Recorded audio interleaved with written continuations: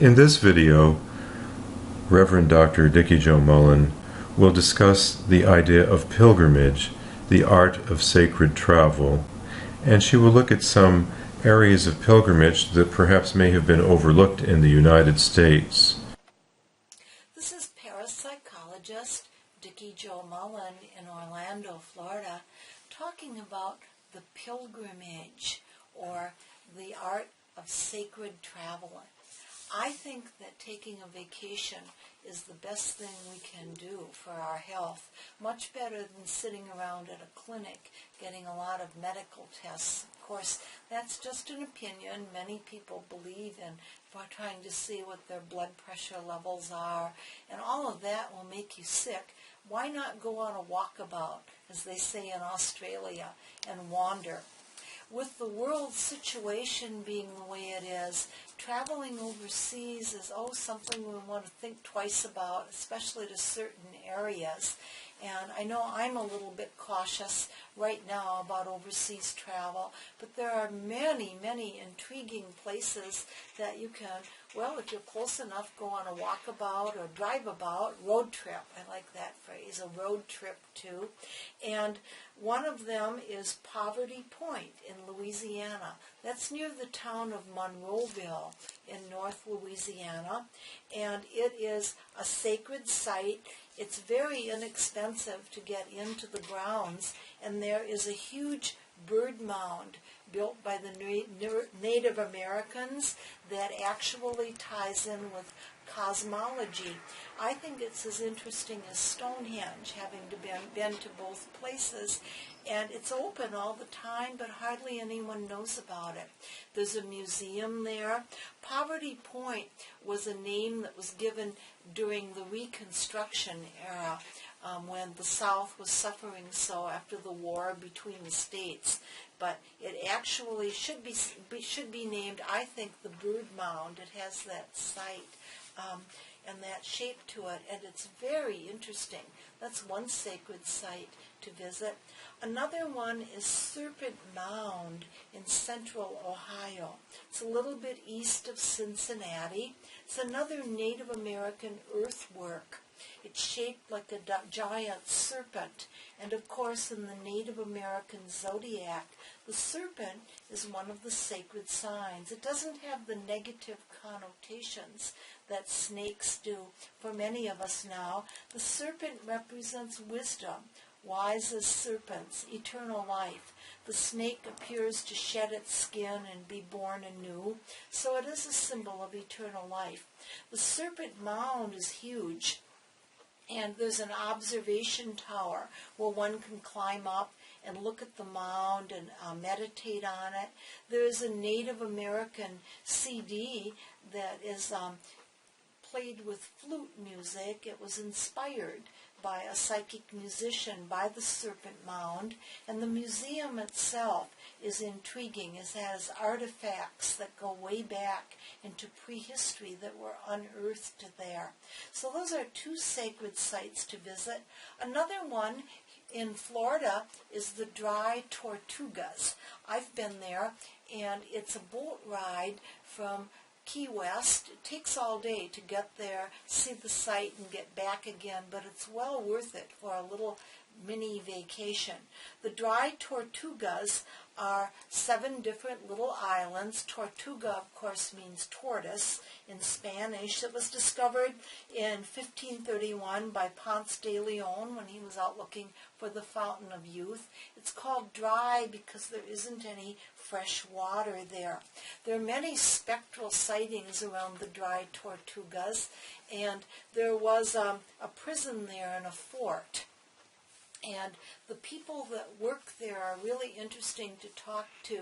They're with the National Park Service, and they stay there, of course, in different tours of duty, sort of, and they will talk about the spectral sightings within the fort that's there. It's a Civil War era building, and it was a colony that was founded there. And it's just, it's a very intriguing little day trip to take from Key West. when you're doing sacred traveling, the pilgrims used to always take a shell if they were taking pilgrimages from, say, Canterbury to the Holy Land. The shell is the sacred symbol for anyone traveling to return home safely again, and a shell sailors used to take from their home ports when they were going to travel the seas, because it was very uncertain. I guess it still is today to travel at sea and make sure that one gets back again. And shells are always good things to take along as far as a sacred sort of a talisman. But another one is the sapphire.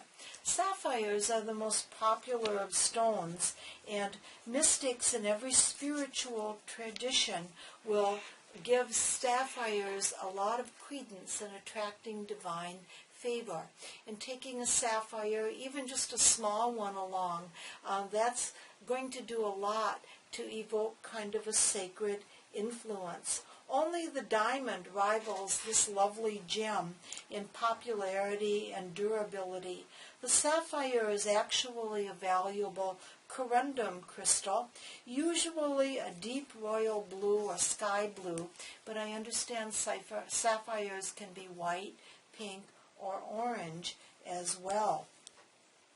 And the different sapphires are colored according to the minerals that occur within them.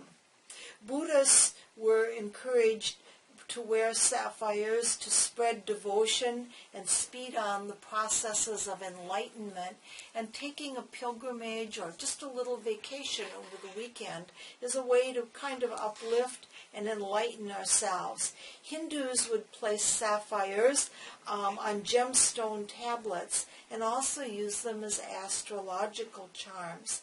The sapphire is credited with bringing health, strength, energy, powerful friends. It'll also banish enemies and evil spirits, anything that keeps you from having an enlightened journey. In the mystical Kabbalah, the word Sephira, those are the circles on the tree of life, actually translates sapphire from the Hebrew. And the precious sapphires are following the path to universal knowledge. That's the idea to keep in mind if you're doing a sacred journey and want to have a sapphire as your special talisman. The legendary and elusive philosopher's stone, which represents great wealth, wisdom, and prophecy, was thought to be a sapphire. It was what alchemists would use to turn dross or everyday life into the alchemical, spiritual, or maybe actual gold. In Germany, if you decide to take a sacred journey to Germany, be sure to visit the Brocken. That is the sacred mountain where all of the witches would dance on Walpurgisnacht near May Eve. And even now, there are statues of witches, museums near there. If you're brave enough to go overseas right now, the sapphire would be a good journey to take there because it was supposed to carry good luck from owner to owner.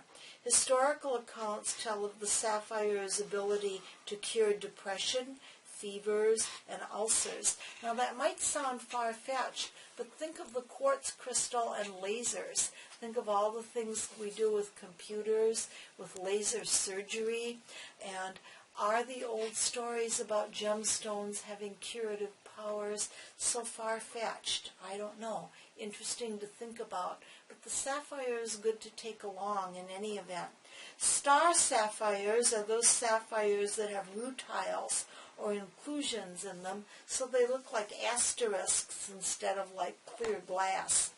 In such gems, the light rays turn into a cross to form 6 rays. And the message here is that the star sapphire is especially good for faith, hope, and a sense of destiny or mission. The Star of India is probably the most famous of the different star sapphires. People believe that a specially benevolent spirit is trapped inside of it, and it's a gentle, somewhat good energy that comes about in all star sapphires as a result.